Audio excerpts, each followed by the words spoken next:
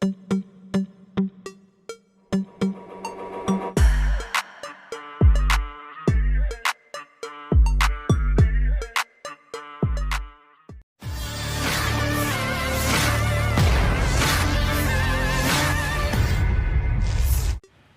Rusia Vladimir Putin masih terus gencar mengerahkan pasukannya untuk melenyapkan semua pertahanan musuh.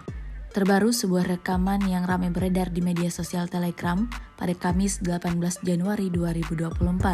Dalam rekaman tersebut memperlihatkan momentum penghancuran tentara Ukraina oleh drone FPV BT-40 Rusia. Penggunaan pesawat tak berawak memang selalu menjadi andalan pasukan Rusia dalam menggempur pasukan Ukraina. Pengoperasiannya yang mudah dan cepat timbulkan kerugian bagi musuh, membuat drone menjadi langganan alat tempur di medan perang. Tampak dalam rekaman satu persatu posisi angkatan bersenjata Ukraina diledakkan secara brutal oleh militer Rusia. Insiden ini jelas menambah daftar panjang kerugian yang didapatkan anggota militer Volodymyr Zelensky.